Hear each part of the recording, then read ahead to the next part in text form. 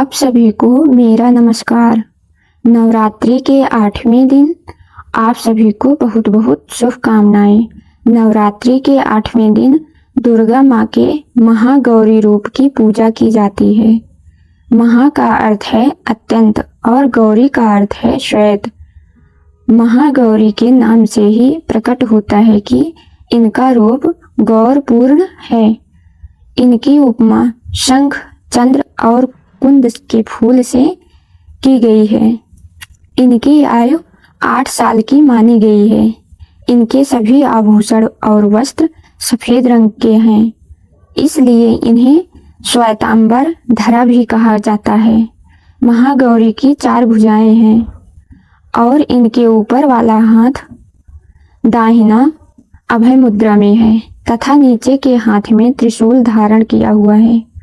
ऊपर वाले बाएं हाथ में मां महागौरी ने डमरू धारण कर रखा है और नीचे वाला हाथ वर मुद्रा में है। इनकी पूरी मुद्रा बहुत ही शांत है। महागौरी का वाहन ऋषभ है, इसलिए महागौरी की ऋषा आरूढ़ा भी कहा जाता है। महागौरी नाम की 2 रोचक कथाएं हैं, आइए सुनते हैं।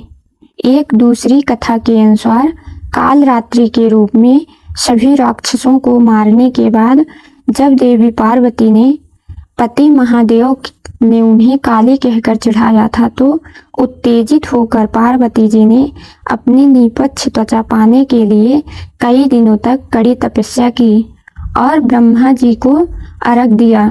ब्रह्मा जी ने प्रसन्न होकर देवी पार्वती को हिमालय में मानसरोवर नदी में स्नान करने की सलाह दी।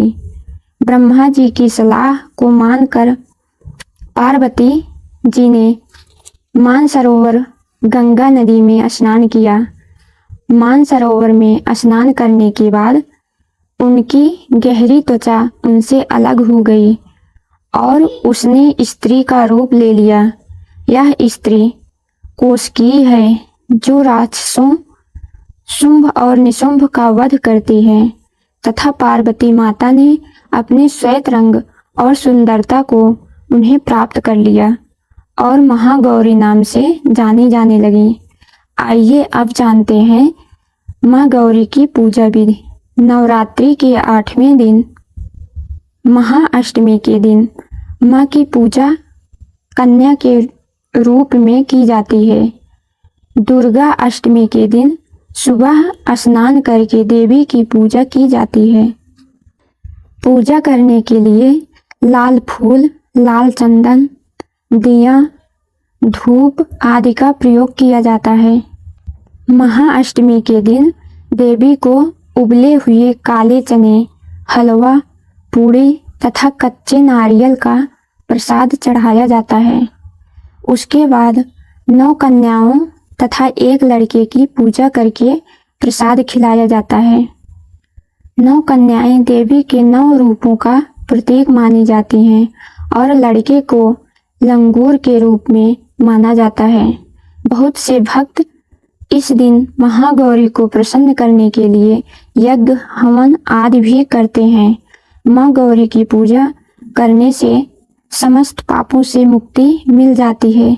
यदि कुंवारी कन्याओं का विवाह न हो पा रहा हो तो मनवांछित पति प्राप्त करने के लिए कन्याएं इस दिन महागौरी की पूजा करती हैं और विवाहिता महिलाएं अखंड सुहाग के लिए महागौरी को श्रृंगार का सामान चढ़ाती हैं।